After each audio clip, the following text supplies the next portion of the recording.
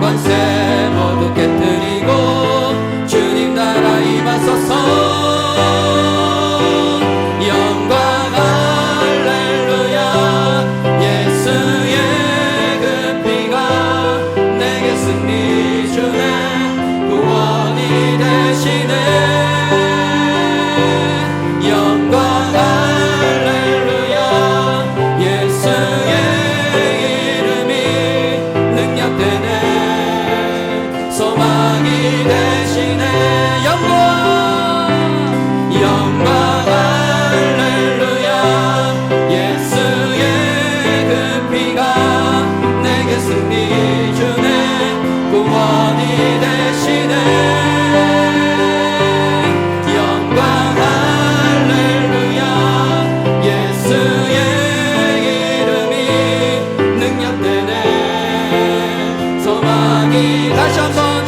다시 한번 고백드리겠습니다. 성령이여 성령이여 임하소서. 메마른 나의 심령 위에 주님의 은혜에 담비 내려 나를 흠뻑 적셔 주옵소서.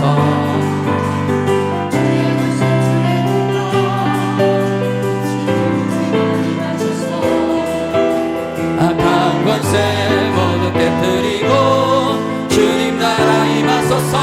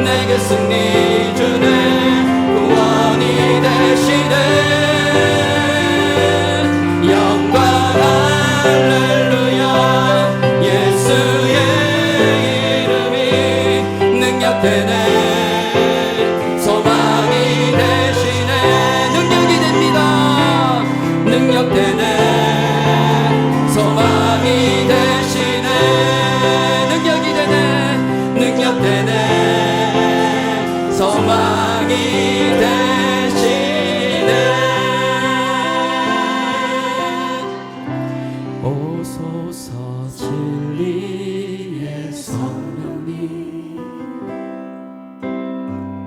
이 땅 흔들며 임하소서. 거짓과 탐욕 죄악에 무너진 우리 가슴 정케 하소서. 오소서 은혜의 성령님 오소서 은혜의 성령님 하늘을 가르시고 임하소서. 거룩한 불꽃을 하늘로서 임하소. 타오르게 하소서. 주 영광 위에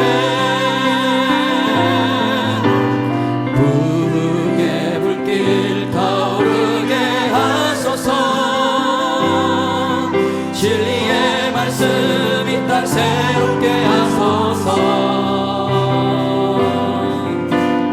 은혜의 강물 흐르게 하소서. 성령의 바람 이 땅 가득 불어와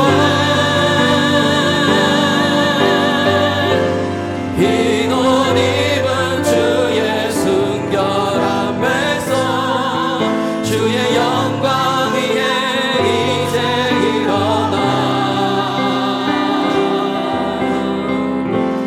열방을 치유하며 행진하는 영광의 그날을 주소서.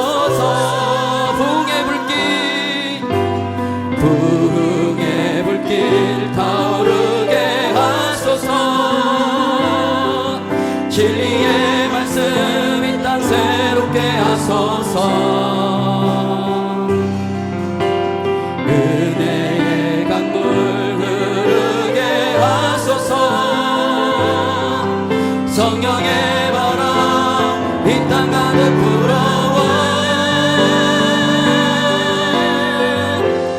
흰 옷 입은 주의 순결한 백성 주의 영광 위에 이제 일어나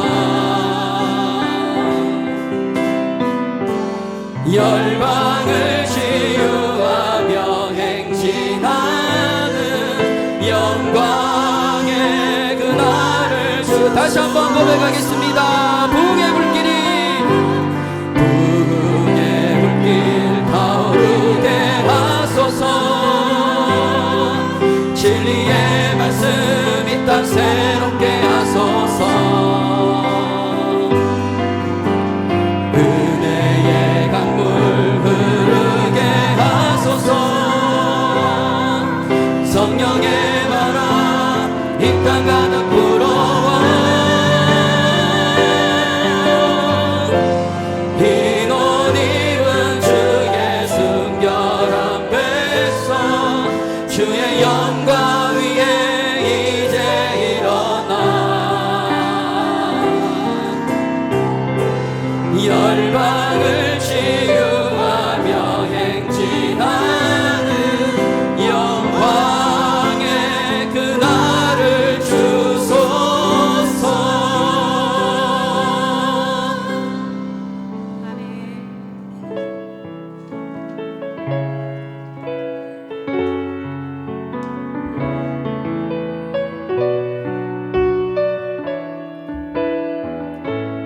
감사합니다. 감사하신 하나님, 그분은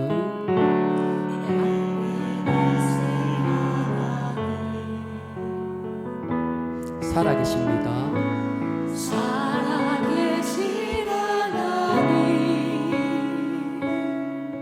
그분은 에베네셀 하나님, 여기까지 인도하셨네. 감사하신 하나님, 여기까지 인도하셨네. 살아계신 하나님,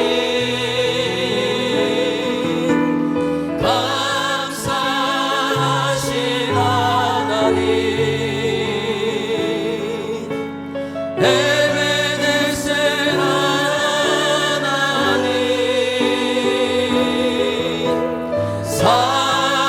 살아계신 하나님, 에베네셀 하나님. 우리 처음부터 다시 한번 고백드리겠습니다. 감사하신 하나님,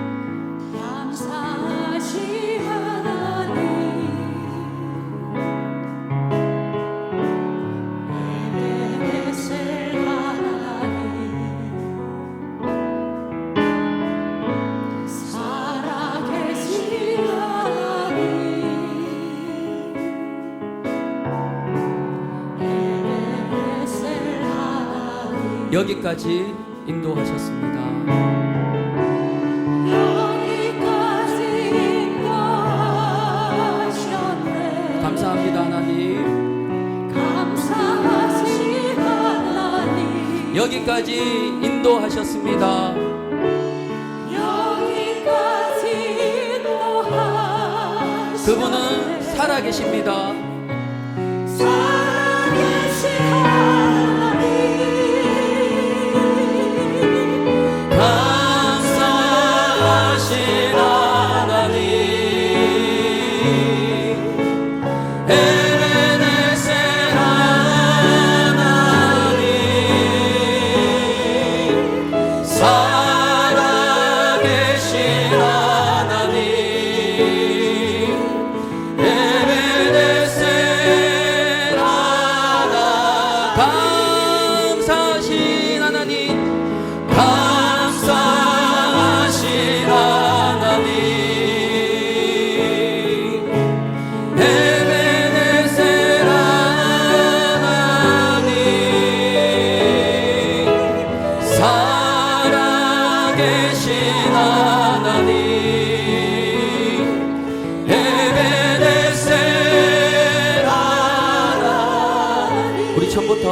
구절 고백드리겠습니다.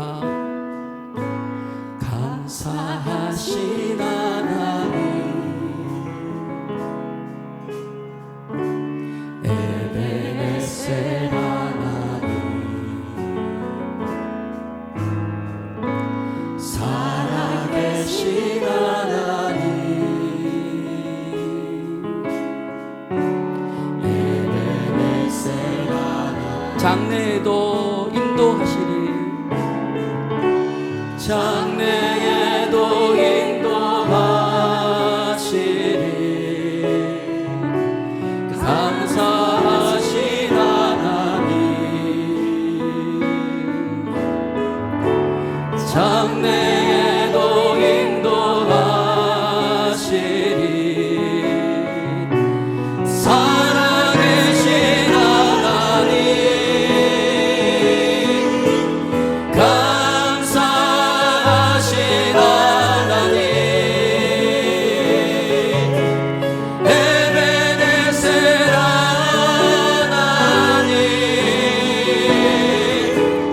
살아계신 하나님, 에베네셀 하나님, 감사하신 하나님, 감사하신 하나님, 에베네셀 하나님,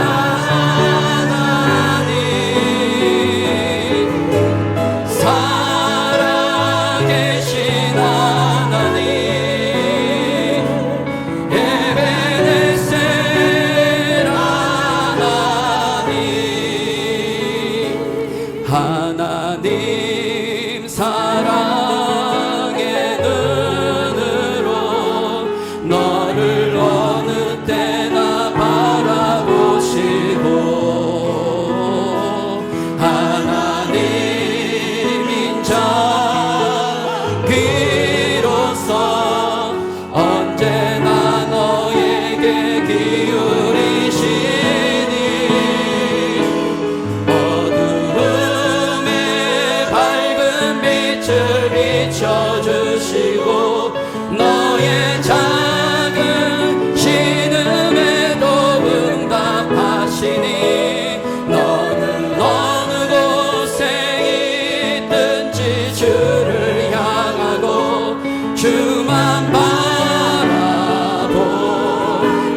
하나님 사랑의 눈으로, 하나님 사랑의 눈으로 너를 어느 때나 바라보시고,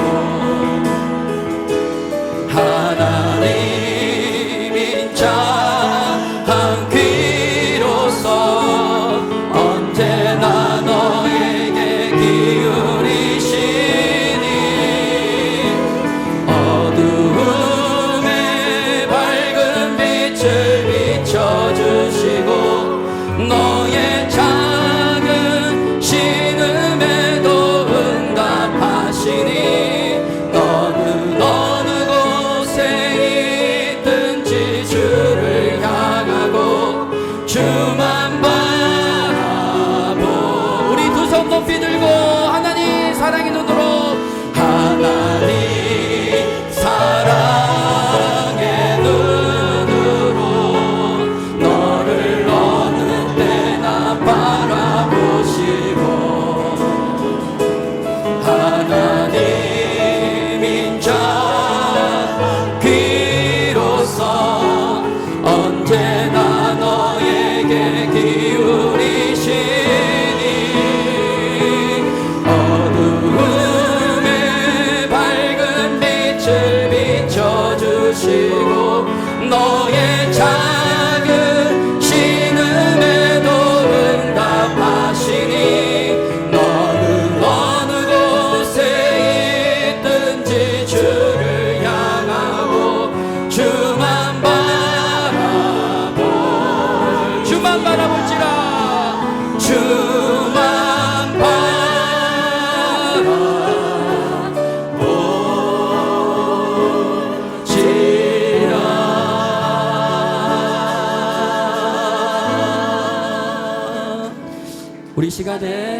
함께 기도하기를 원합니다. 대표자 기도 나오실 때까지 정말 우리가 살아계신 하나님 한 분만을 바라보기를 원합니다. 우리의 감사 제목은 오직 하나님뿐입니다. 이 시간 주님만을 바라보게 하시고 주님의 음성만 듣게 하시고 주님 곁으로만 다가갈 수 있는 우리 심령 되게 해달라고 다 같이 기도드리도록 하겠습니다. 하나님 감사합니다. 주님 이렇게 나가시고 살아계신 하나님을 찬양케 하시니 감사합니다. 감사하신 하나님 앞에 찬양드리게 하시니 감사합니다. 이 시간 우리 주님 하나님만을 바라보게 하시고 주의 음성만 듣게 하시고 주님 곁으로만 나아갈 수 있는 우리 모든 강북생산교회 믿음의 성도들 다 되게 하여 주시옵소서. 말씀을 드릴 때에 귀가 열리게 하시고 눈이 열리게 하시고 마음이 열려서 주의 말씀대로 살아갈 길을 다짐하는 우리 모든 주님들 다 되게 하여 주시길 소망합니다.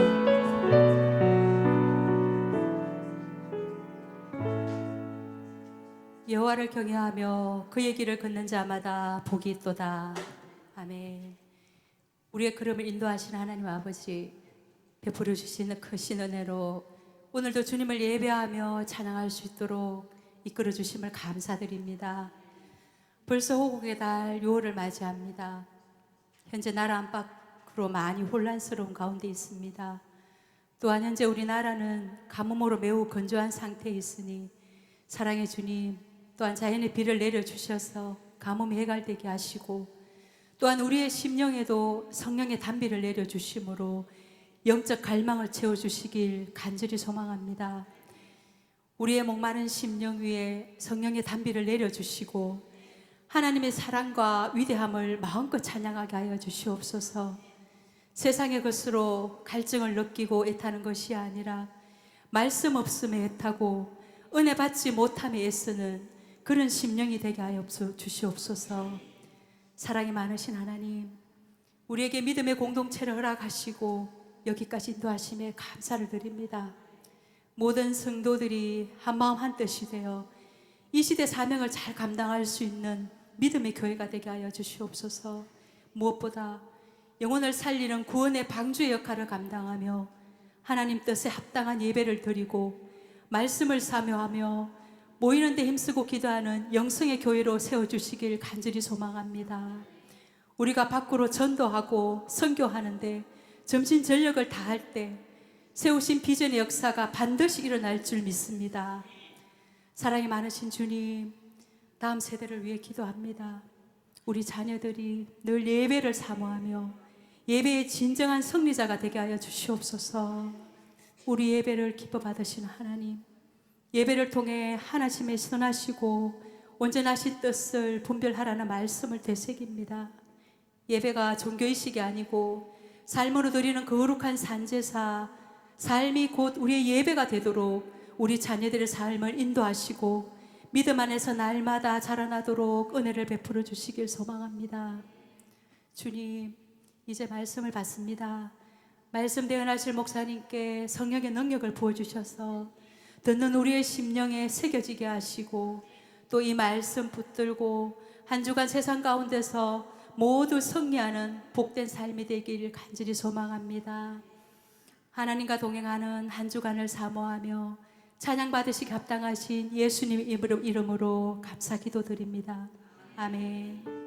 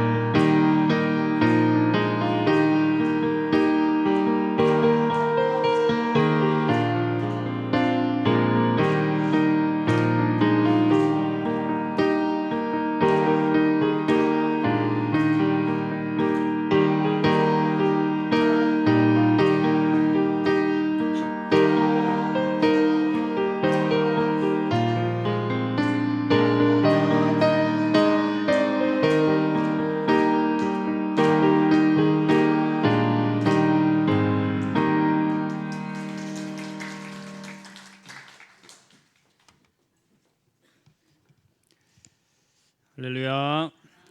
우리 귀한 찬양 감사합니다. 함께 말씀 보시겠습니다. 오늘 에베소서 5장 5절에서 17절까지 말씀 함께 보시겠습니다.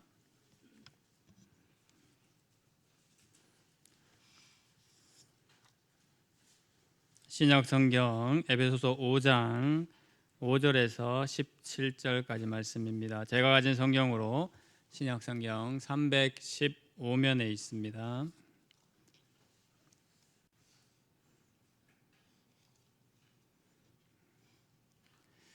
말씀을 찾으셨으면 한 절씩 교독하겠습니다. 5장 5절 먼저 읽겠습니다.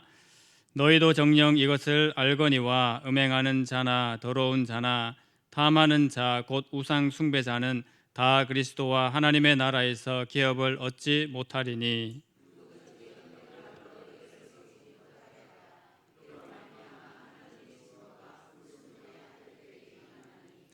그러므로 그들과 함께 하는 자가 되지 말라.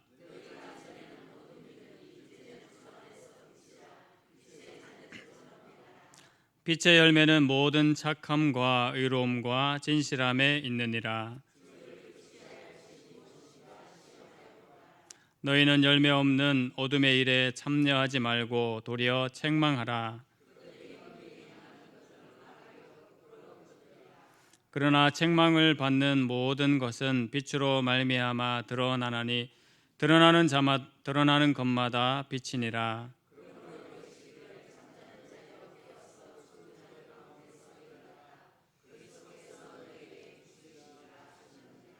그런즉 너희가 어떻게 행할지를 자세히 주의하여 지혜 없는 자 같이 하지 말고 오직 지혜 있는 자 같이 하여. 17절 함께 읽겠습니다. 그러므로 어리석은 자가 되지 말고 오직 주의 뜻이 무엇인가 이해하라. 아멘. 오늘 주시는 본문의 말씀을 통해서 우리 새 사람을 입으라라는 제목으로 우리 한 번 더 살펴보기를 원합니다. 에베소서 말씀 계속해서 살펴보고 있는데요. 이제 한 2번에서 3번 정도 살펴보시면 에베소서 말씀을 떼시게 됩니다. 이제 막바지를 향해서 달려가는데 사도 바울은 은혜 받은 자의 삶을 강조를 하면서 에베소서 4장 이후로부터 은혜 받은 자의 삶은 어떠한지를 그렇게 더 자세하게 이야기하고 있다라고 했습니다. 그래서 하나님의 은혜를 받은 자, 새 사람을 입은 자가 어떻게 살아가야 될지를 우리에게 한 번 더 말씀하고 계시는데요. 오늘 본문을 통해서 그 부분을 자세히 또 살펴보기를 원합니다. 우리가 지난 시간에는 본문을 통해서 특별히 은혜 받은 사람, 새 사람을 입은 자가 이제 해야 될 것과 하지 말아야 될 것이 무엇인지 특별히 나누어서 그렇게 살펴보았습니다. 표를 간단하게 보시면 무엇을 행하고 또 무엇을 하지 말아야 될지 사도 바울이 지난 본문을 통해서 우리에게 말씀을 해 주셨죠. 첫 번째로는 감각 없는 자같이 행하지 말아라라고 그렇게 했습니다. 또 분냄이나 도둑질에 관하여서는 당연히 그렇게 하면 안 된다라고 얘기를 했죠. 또 악의를 버려야 될 것, 이런 것들은 이제 하지 말아야 될 것을 얘기를 했습니다. 반대로 해야 할 것은 진리를 추구하고 선을 위하여서 살아라는 것과 친절하고 사랑을 베풀라라는 것을 이야기를 했습니다. 이렇게 하나님 앞에 거룩함으로 부름 받은 성도들은 주의 교회 안에서 하나됨을 이루고 하나됨을 이루어서 더 나아가게 되는데 그것은 정결한 삶이라고 했습니다. 그래서 정결한 삶을 위해서 해야 될 것과 하지 말아야 될 것을 구분해서 그렇게 이야기를 했습니다. 그 부르심에 합당하게 사는 길이 바로 하나님의 부르심에 합당한 삶, 하나님의 부르심을 받은 사람들이다라고 이야기를 했습니다. 그래서 사도 바울은 우리의 심령이 새롭게 되어서 의와 진리의 거룩함을 입은 새 사람을 받았다, 입었다라고 그렇게 이야기를 했지요. 그래서 이 새 사람에 대해서 계속적으로 강조를 하고 있습니다. 이렇게 함을 통해서 믿음의 성도가 하나님의 교회에서 하나됨을 이룰 뿐만 아니라 또 한 가지 사실, 하나님의 교회를 정결함을 이루어간다, 정결게 된다라는 것을 사도 바울이 강조를 하고 있습니다. 그 의미는 무엇이었습니까? 예수 그리스도로 하나가 된 주의 성도들은 그 예수 그리스도 안에서 다시금 정결한 존재로 나아간다라고 이야기를 하고 있는 것이죠. 그래서 큰 두 개의 축이 하나님 안에서 하나됨, 그리고 하나된 존재들이 하나님 앞에서 또 정결하게 살아간다라는 두 축을 가지고 이야기를 하고 있습니다. 우리가 그 은혜에 따라 오늘 특별히 이런 결과로 말미암아 우리가 얻게 되는 유익이 무엇인지를 오늘 본문에서 크게 세 가지로 살펴볼 수가 있겠습니다. 오늘 본문이 5절부터 17절까지 이제 그렇게 길게 나눠져 있는데요. 좀 단락을 구분해 보면 5절에서 7절까지 한 단락으로 구분해 볼 수 있겠고요. 그다음 8절에서 14절까지, 그리고 15절에서 17절까지 그렇게 세 부분으로 나누어서 우리가 살펴볼 수가 있겠습니다. 먼저 5절 말씀 같이 한번 읽어 보시겠습니까? 5절 함께 읽겠습니다. 너희도 정녕 이것을 알거니와 음행하는 자나 더러운 자나 탐하는 자 곧 우상 숭배자는 다 그리스도와 하나님의 나라에서 기업을 얻지 못하리니 라고 말합니다. 이것은 5절만 딱 떼어서 얘기하는 것이 아니라 앞에 나왔던 3절, 4절과 연결되어 있는 부분입니다. 당연히 하나님의 백성된 자가 더러운 것이나 음행하는 것을 따라서는 안 되겠죠. 그것이 바로 우상 숭배자다라고 했습니다. 특별히 이제 이것들을 금하면서 사도 바울이 5절에서는 더 이제 강조하고 있는 것이 뭐냐하면 이런 자들은 그리스도와 하나님의 나라를 유업으로, 기업으로 받지 못한다라고 이야기를 하고 있습니다.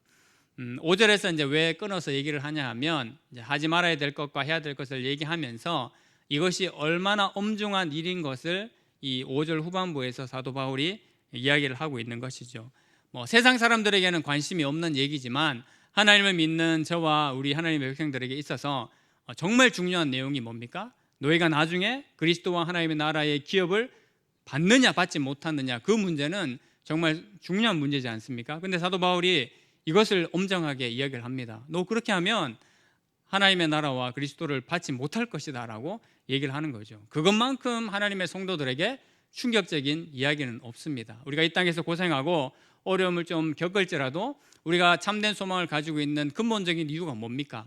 그리스도와 하나님의 나라 그 기업을 우리가 받을 것이기 때문에 우리가 참된 소망을 가지고 살아가고 있지 않습니까? 근데 그것이 없어, 안 돼 라고 얘기하는 것에서 이것이 굉장히 엄중한 경고인 것을 우리가 살펴볼 수가 있는 거죠.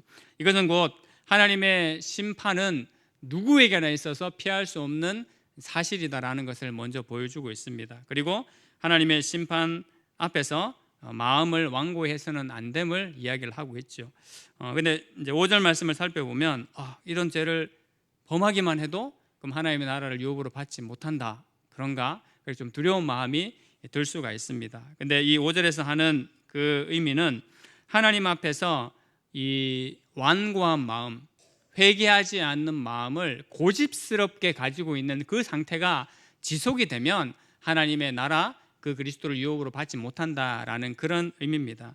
당연히 우리에게는 그렇게 해당되지 않죠. 우리가 때로는 연약하기 때문에 이런 잘못된 죄악 가운데 노출이 되거나 우리가 걸려 넘어질 수가 있습니다. 하지만 하나님의 부름받은 성도들, 하나님으로부터 새 사람을 입은 성도들은 잠시 그렇게 실수하는 법은 있을지라도 그것에 머물러 있을 수는 없는 거죠. 거기에 머물러 있는 자는 그 나라를 유업으로 받지 못한다라는 그런 경고를 바로 사도 바울이 하고 있는 것입니다. 그래서 여기서 말하는 부도덕하고 부정한 사람의 의미는 바로 전혀 부끄러워하지 않고 회개하지 않고 이런 생활 방식에 내던져져서 사는 사람, 그 사람이 하나님 나라 유업을 받지 못함을 이야기를 하고 있습니다. 그러니까 그리스도로 새 사람을 입은 우리들은 당연히 거기에 내던져져서 살아갈 수가 없는 거죠. 연약함 때문에 잠시 거기에 삐끗할 수는 있지만 거기에서 빠져 살아갈 수는 없는 존재들이라는 겁니다. 그리고 나아가서 삐끗할 수 있는 그런 수치를 더 줄이는 거죠. 그리고 아예 죄에 대한 모습과 모양까지 벗어버리는 상태로 더 수준이 자라가는 겁니다. 그래야 할 때 우리가 하나님 앞에 더 정결함으로 나아갈 수 있다라는 것을 사도 바울이 이 5절 말씀에서 먼저 이야기를 하고 있습니다. 바로 이러한 것들은 다른 말로 말하면 탐하는 자, 곧 우상 숭배자다라고 사도 바울이 이야기를 하고 있죠. 그 5절 말씀을 후반부에 공동 번역으로 보게 되면 이렇게 얘기를 합니다.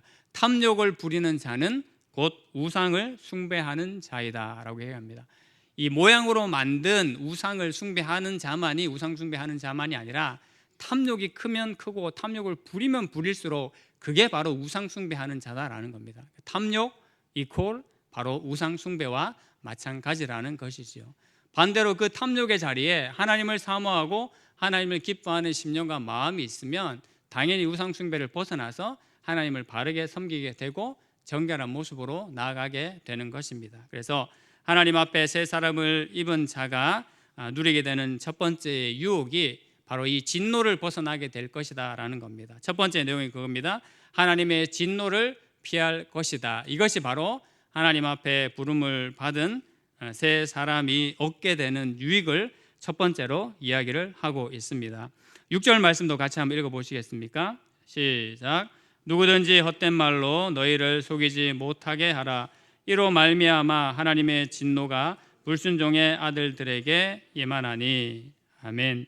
하나님의 진노는 누구에게 내려집니까? 바로 불순종하는 이들에게 내려지는 것입니다. 그렇기 때문에 너희를 헛된 말로 속이게 하는 그것에 넘어가지 말고 불순종하는 이들과 같이 그렇게 불순종하지 말아라. 하나님 앞에 새 사람을 입은 자는 불순종이 아니라 순종의 자리로 나아가게 된다라고 이야기를 하고 있습니다. 그래서 바울의 시대나 지금이나 사단은 늘 동의를 하죠.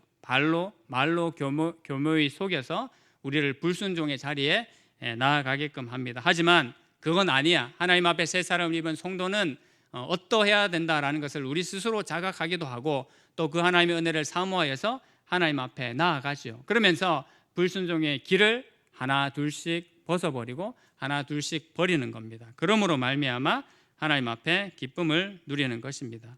우리가 세상을 살아가면서 기쁨을 누릴 수가 있죠. 근데 이것이 참된 기쁨인가 참된 기쁨이 아닌가를 구별하는 방법이 뭐냐 하면 거룩함이 있는 기쁨은요 진정한 기쁨입니다. 근데 기쁘기는 하지만 거룩함이 없이 누리는 기쁨, 그것은 진정한 기쁨이 아닙니다. 그 안에 거룩함이 없이 누리게 되는 그 기쁨은 한마디로 인간의 쾌락입니다. 거룩함이 있는 기쁨은 진짜 기쁨이 그 안에서 샘솟게 되어 있는 것이거든요. 사람들이 놀러 가서 막 관광차에서 열심히 이게 흔들기도 하고 노래를 부르기도 하죠. 이게 뭐 그것 자체가 나쁜 것은 아닙니다. 얼마든지 흥이 날 수도 있고 또 내 마음에 있는 스트레스를 그렇게 이제 풀어 놓을 수도 있는 겁니다. 근데 뭐 다 그렇지는 않지만 제가 그런 모습들을 이제 가끔 봤거든요. 열심히 놀지 않습니까? 세상 사람들이 열심히 놀다가 막판에 하는 게 있어요. 어떻게 하는지 아십니까? 막판에 이렇게 우는 사람이 있더라고요. 정말 흥겹게 놀고 춤추고 노는데 막판에 꼭 집에 가기 전에 울어요. 네, 엉엉 울어요. 그러면서 그걸 스트레스를 풀기도 하는 것 같더라고요. 그러니까 이게 신나게 놀지만은 그 논 자리의 끝에 가보면 이 마음이 이제 허무한 거예요. 허무하고 뭔가 내 마음을 채울 수 없는 것을 알기에 신나게 놀았으면서도 우는 거예요. 이게 좀 설명을 할 수가 없는 거죠. 근데 진짜 우리 마음 안에서 진정한 기쁨, 참된 기쁨, 내가 알 수 없는 기쁨이 솟아 올라오는 것은 진짜 기쁨이 샘솟아 나는 것이지요. 기뻐서 춤출 뿐만 아니라 끝에 우는 그런 기쁨이 아닙니다. 그 기쁨의 차원이 이렇게 다르다라는 것을 우리가 생각을 하게 됩니다. 그래서 사도 바울은 얘기를 합니다. 불순종의 아들이 되어서 잠시의 쾌락을 누리겠느냐, 아니면 순종의 아들, 딸들이 되어서 영원한 기쁨을 누리겠느냐. 그것을 너희가 이미 경험했으니까 잘 기억하고 선택을 해라. 늘 순종의 자리에 나아가고 진정한 기쁨이 너희 심령과 마음에서 샘솟는 것을 경험했다라면 그것을 당연히 추구하지 않겠느냐라고 이야기를 하고 있는 것이죠. 그래서 하나님의 새 사람을 받은 성도들은 하나님의 그 진노를 피할 뿐만 아니라 이 땅을 살아가면서도 참된 기쁨을 가지고 살아가는 존재들이다라는 것을 이야기를 하고 있습니다. 말씀에 순종하는 것은요, 우리가 잘 아시는 것처럼 이 땅에서 기쁨을 줄 뿐만 아니라 영원한 나라에 들어가는 특권을 주는 기쁨도 있는 것입니다. 우리가 그것을 믿고 살아가는 것이지요. 또 영원한 심판, 하나님의 진노를 피하게 한다라고 그렇게 말씀을 하고 있습니다. 바로 이것이 우리가 하나님 앞에 정결함을 입음으로 새 사람을 입게 됨으로 말미암은 유익함인 줄로 믿습니다. 믿음의 신자들, 바로 이 믿음의 기쁨을 알기에, 순종의 기쁨을 알기에 쾌락을 좋아하지 않고 거룩함을 쫓아가고 정결한 삶을 향해서 나아간다라는 것을 첫 번째로 사도 바울이 이야기를 하고 있습니다. 저를 비롯해서 모든 믿음의 성도들, 그 하나님의 은혜의 풍성한 바다에서 헤엄치고 또 춤추며 정말 기뻐하는 그 기쁨 가운데 살아가는 주의 백성들이 되기를 소망합니다. 아멘. 하나님 앞에 새 사람을 입음으로 말미암아 얻게 되는 두 번째 유익은 우리가 8절 이하부터 나와 있는 빛의 열매를 맺을 것이다 라는 부분입니다. 이것이 두 번째의 주제입니다. 8절과 9절 말씀 같이 한번 읽어보시겠습니까? 시작. 너희가 전에는 어둠이더니 이제는 주 안에서 빛이라. 빛의 자녀들처럼 행하라. 빛의 열매는 모든 착함과 의로움과 진실함에 있느니라. 아멘. 우리가 빛의 자녀들이 되었다라는 것은 이미 에베소서에서도 여러 차례 얘기를 했습니다. 당연한 거죠. 아주 당연하게 사도 바울이 1장부터 이야기를 했습니다. 특별히 우리의 존재가 죄와 허물로 죽었던 존재인데 거기에서 우리가 구원함을 받았고 우리는 빛의 자녀들이 되었다라고 그렇게 선언했습니다. 바로 예수님을 통해서 우리를 구원해 주셨기 때문이지요.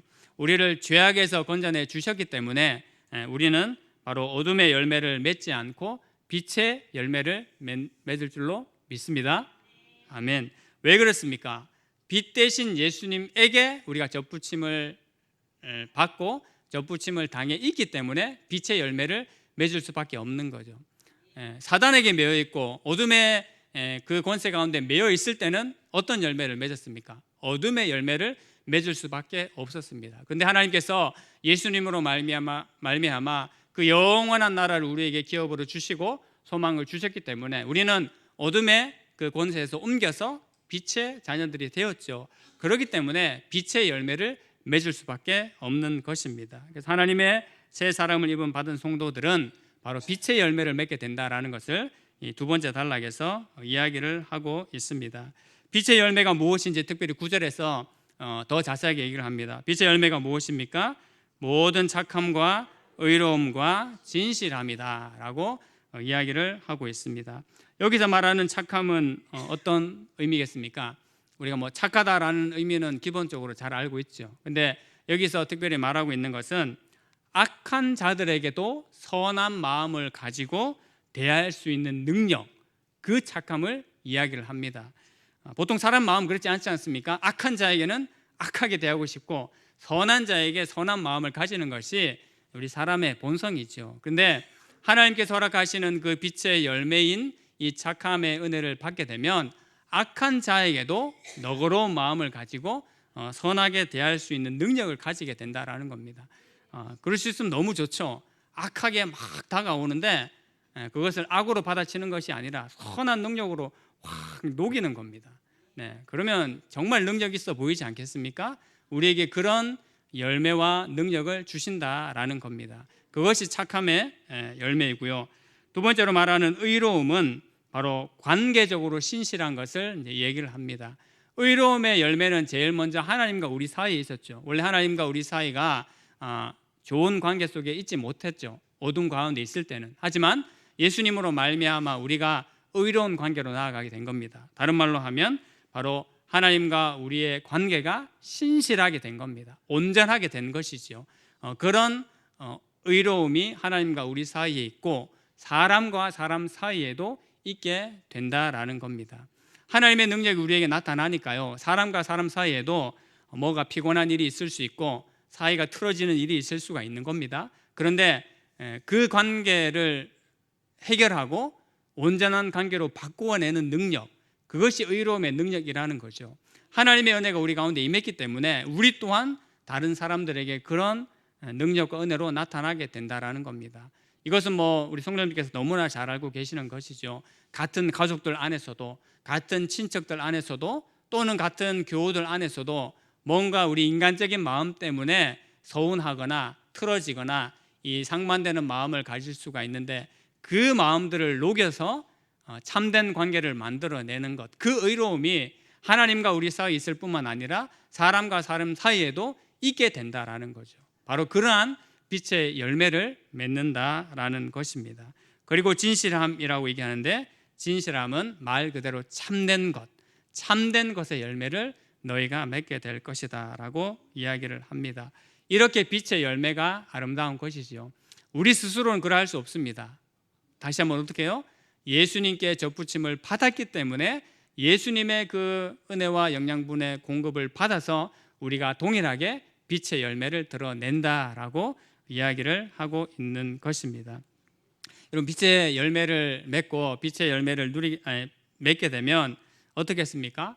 우리의 마음이 풍성해집니다. 그리고 우리 삶의 생동감과 생명력이 느껴집니다.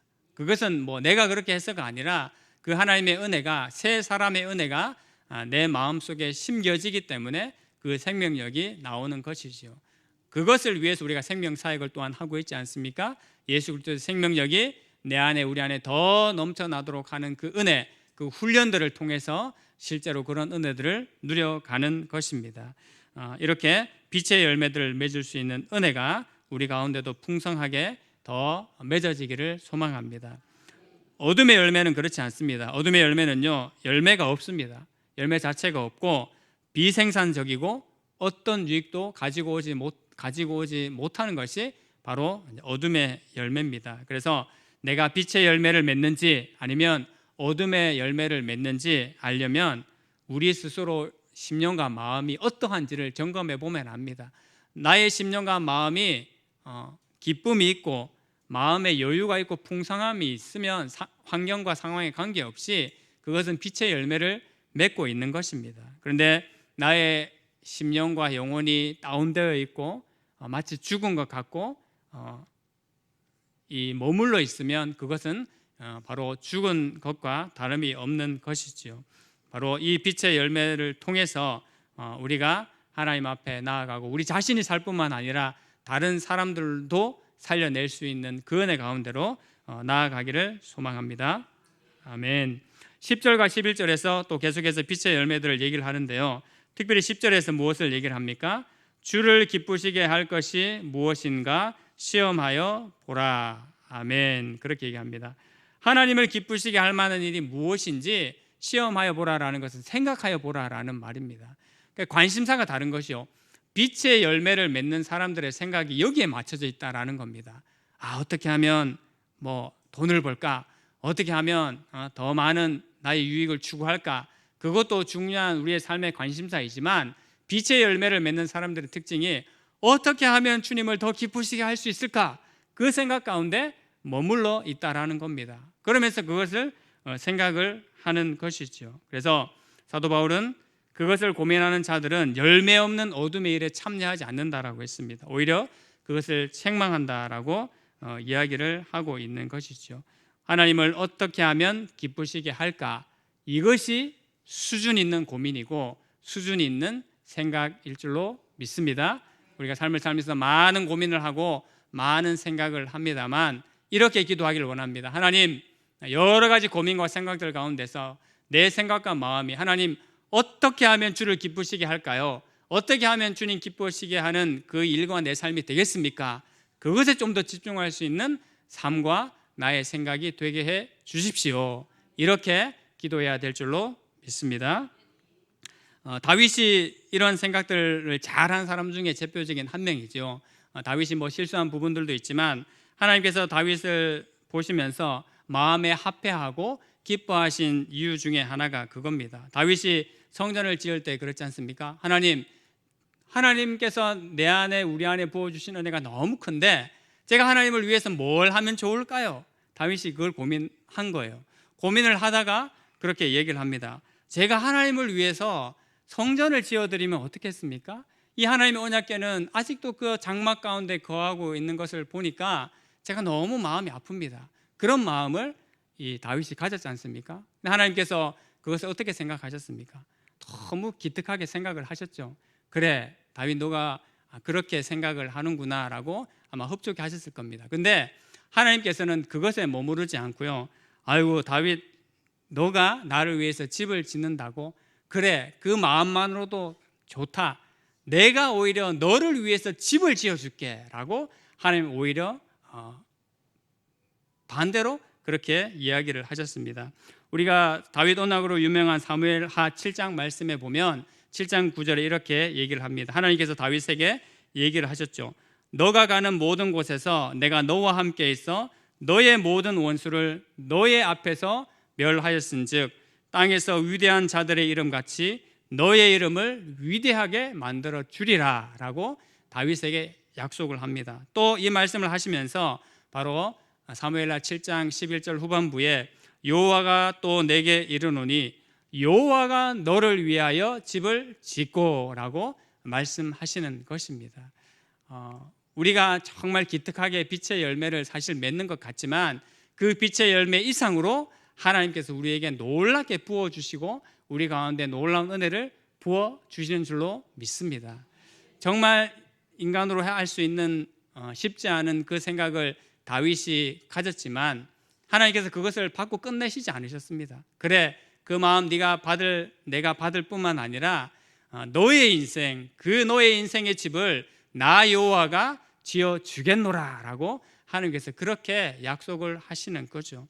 여러분 어떤 약속 받기를 원하십니까? 하나님께서 저와 우리 한 사람 한 사람에게 그렇게 약속해 주시는 그 복을 받기를 원하시지 않습니까? 하나님 정말 저 동산 위에 저 언덕 위에 놀라운 집을 제가 짓기를 원합니다. 그런 꿈도 있지만 하나님께서 저와 우리에게 약속하실 때 너의 인생의 집을 너의 가문의 집을 너의 교회의 그 집을 나 여호와가 너를 위해서 너희를 위해서 지어 주겠노라 라는 그 약속을 우리가 받기를 원합니다. 이렇게 빛의 열매를 맺기를 원하고 빛의 열매를 향하여서 사는 사람은 이 땅이 감당하지 못하는 은혜를 받을 줄로 믿습니다. 이것이 바로 새 사람을 입은 자들에게 주시는 두 번째 유익입니다. 마지막 세 번째로는요, 지혜의 본질을 알게 될 것이다 라는 사실입니다. 8절부터 14절까지 빛의 열매가 무엇인지를 그렇게 얘기했다라면 15절부터 17절까지는 바로 지혜가 무엇인지 또 지혜로운 삶이 무엇인지를 우리에게 알려주고 있는 것입니다. 15절 말씀도 같이 한번 읽어보시겠습니다. 그런즉 너희가 어떻게 행할지를 자세히 주의하여 지혜 없는 자같이 하지 말고 오직 지혜 있는 자같이 하여. 아멘. 이 15절 말씀 곧 어떤 말씀이겠습니까? 지혜 있는 자는 어떻게 행할지를 살피는 자가 지혜 있는 자다라는 그런 의미입니다.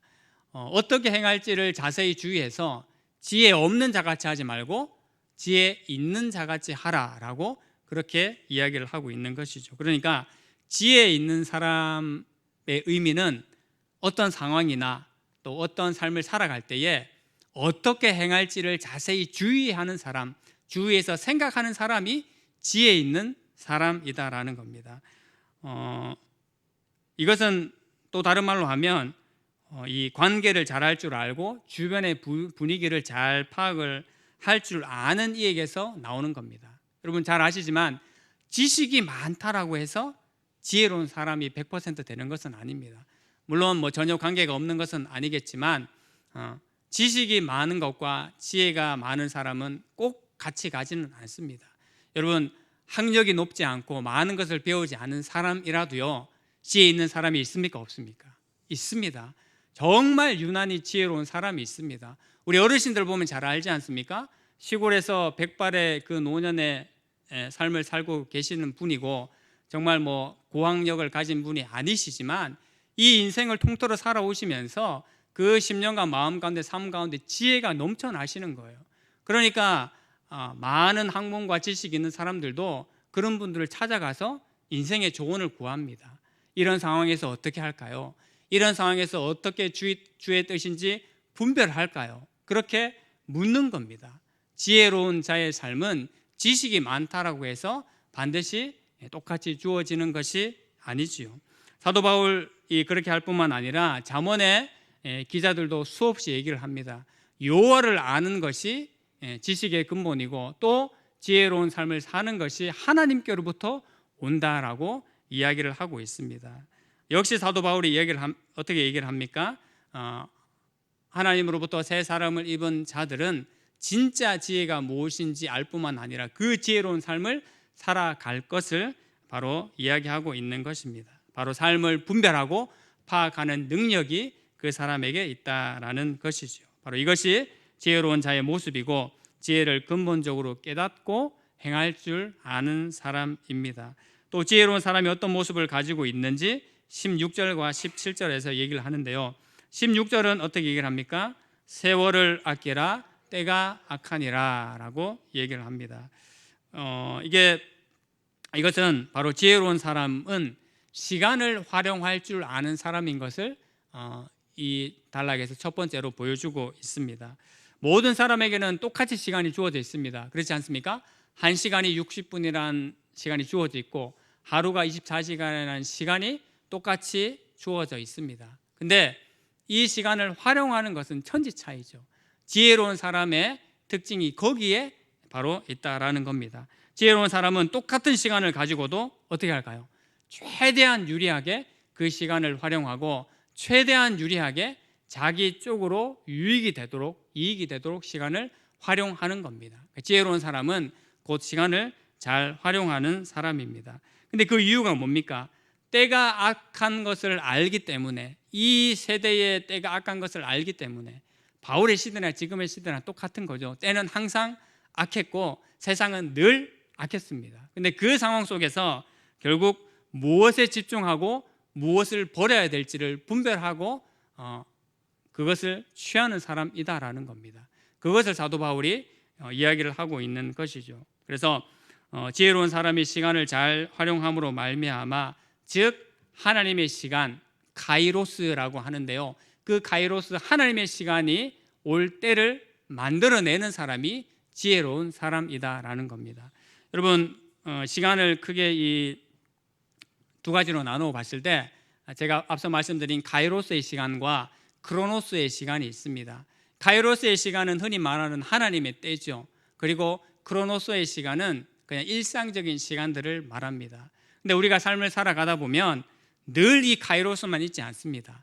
하나님의 때는 하나님께서 예정하신, 또 작정하신 그 때가 이르러야지만 오는 것이죠. 여러분, 오늘도 카이로스의 시간이고 내일도 카이로스의 시간이면 우리 정말 숨가파서 못 삽니다. 근데 하나님께서는 이 크로노스, 일상의 시간들을 반복하면서 보내게 하심으로 말미암아 어떤 시간을 주셨다라는 겁니까? 카이로스의 시간을 준비하고 예비해 나가시겠다라는 것입니다.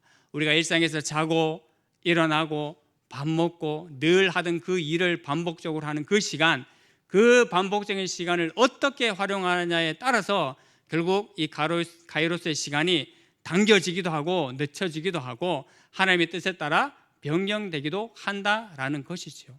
그러니까 지혜로운 사람은 정말 시간을 소중하게 여기고 잘 활용하는 사람인 줄로 믿습니다.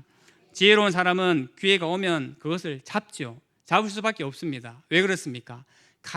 크로노스의 시간을 잘 보내기 때문입니다.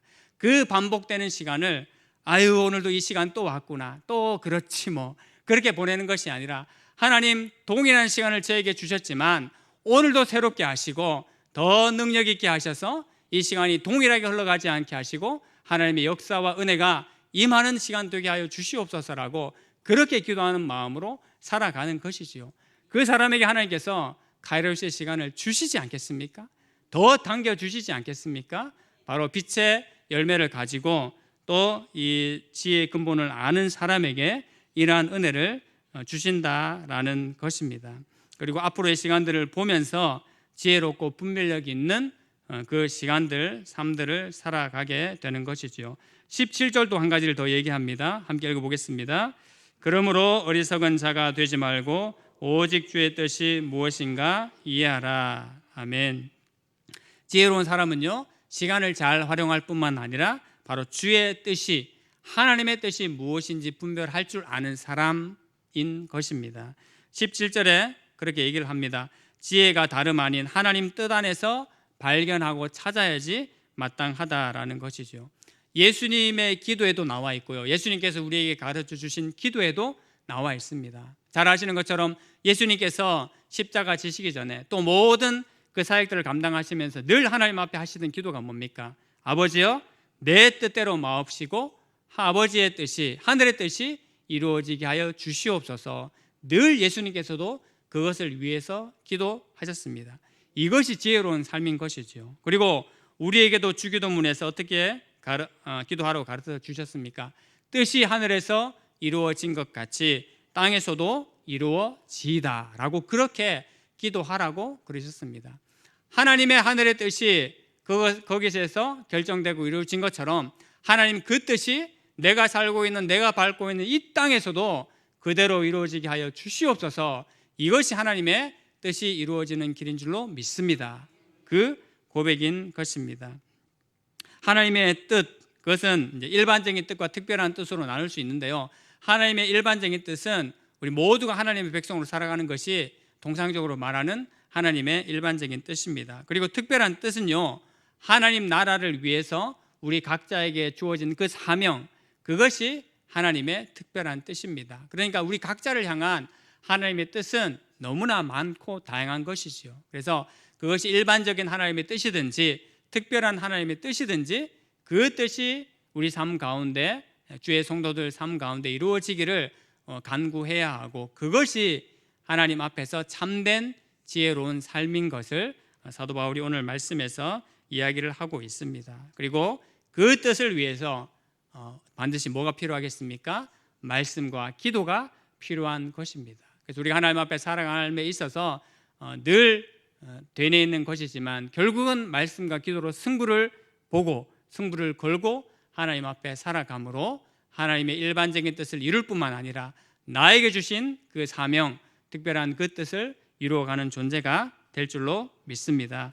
하나님께서 우리에게 새 사람을 있게 하심으로 말미암아 이러한 유익을 주셨습니다. 하나님의 진노를 피하는 그 은혜뿐만 아니라 이 땅에서 빛의 열매를 풍성하게 맺게 하시고요. 그리고 이 땅에서 진정한 지혜로운 삶이 무엇인지를 우리에게 알려주셨습니다. 그 유익을 이 땅에서 마음껏 누리고 또 하나님의 빛의 열매를 풍성히 누리는, 또 풍성히 맺는 모든 주의 백성들, 주의 자녀들 되기를 간절히 소망합니다. 아멘. 우리 말씀을 기억하면서 우리 한번 기도했으면 좋겠습니다.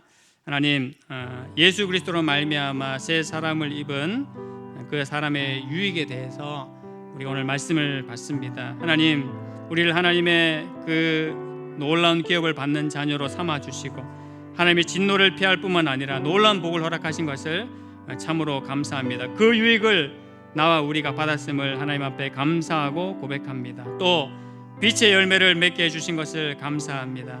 하나님 아버지, 그 빛의 열매, 모든 착함과 의로움과 진실함이 내 삶 가운데 더 풍성하게 일어나게 하여 주시옵소서. 우리의 가정과 주의 교회 가운데 풍성케 하여 주시옵소서. 또한 지혜의 본질을 알고 참된 지혜의 삶을 우리가 살아낼 수 있도록 내 안에, 우리 안에 은혜와 능력을 부어 주시옵소서. 이것을 위해서 함께 기도하도록 하겠습니다. 기도합니다. 하나님 아버지, 은혜를 감사합니다. 하나님, 우리 안에 예수 그리스도로 말미암아 놀라운 은혜를 부어 주시고 하나님, 의와 진리의 거룩함을 입은 새 사람으로 우리를 세워 주신 것을 참으로 감사합니다. 하나님, 새 사람의 은혜를 입은 자가 누리는 유익과 기쁨에 대해서 우리가 살펴보았을진데 하나님 아버지, 이 은혜가 우리 안에 더 풍성케 하여 주시고 하나님의 진노를 피하는 것으로 만족하지 아니하고 하나님 빛의 열매를 풍성히 맺는 은혜가 하나님 놀랍게 넘치도록 주님 인도하여 주시옵소서. 자, 모든 착함과 의로움과 진실함에 있어서 넘치게 하여 주시고 하나님 아버지, 무엇보다 우리 안에 악한 자들에 대하여서도 너그러운 마음을 가지고 선한 마음을 가지고 대할 수 있는 능력과 은혜를 우리 가운데 부어 주시옵소서. 이 악한 세상을 대하여 하나님의 교회가 마땅히 보여줄 바를 보여주게 하시고 믿음의 신자인 내가, 우리가 하나님 앞에 참된 모습과 삶으로 나아갈 수 있도록 은혜 위에 은혜를 더하여 주시옵소서. 하나님 아버지, 때가 악합니다. 시간을 지혜롭게 잘 사용하는 자가 되게 하여 주시옵소서. 하나님, 이 악한 때에 하나님의 뜻이 무엇인지 분별하여 그 뜻을 땅 가운데 이루어내는 자의 삶이 또한 될 수 있도록 은혜를 부어 주시옵소서. 이 은혜로 날마다 풍성하게 채우실 것을 기대합니다. 하나님 아버지, 은혜를 감사합니다. 새 사람을 입은 자로서의 그 은혜와 유익을 다시 한번 우리가 기억하며 하나님 앞에 간구하게 하시니 감사합니다. 예수 그리스도로 말미암아 놀라운 은혜를 입고 새 사람을 받은 존재가 되었사오니 그의 합당한 삶을 우리 모두가 살아가게 하여 주시옵소서. 때가 악합니다. 지혜로운 삶이 무엇인지를 깨닫고 하나님의 시간을 손용하게 하시고 이 땅 가운데, 이 시대 가운데 지혜로운 삶을 살게 하여 주시고 빛의 열매를 더 풍성히 맺어감으로 말미암아 이 어둠의 세상을 밝힐 수 있는 모든 주의 백성들, 주의 교회가 되게 하여 주시옵소서. 한 주간도 살아갈 때에 이 은혜로 넘치며 하나님의 마음을 시원케 하여 드릴 수 있는 주의 백성, 주의 교회 되게 하여 주시옵소서. 예수님의 이름으로 기도하옵나이다. 아멘. 이제는 우리 주 예수 그리스도의 은혜와 아버지 하나님의 놀라우신 사랑과 성령님의 감동 감화 역사하심이 새 사람을 입은 자로서 우리에게 참된 유익을 주신 그 예수 그리스도와 아버지 하나님을 따라 살기를 소망하는 우리 모두에게 지금으로부터 영원토록 함께 있을지어다. 아멘.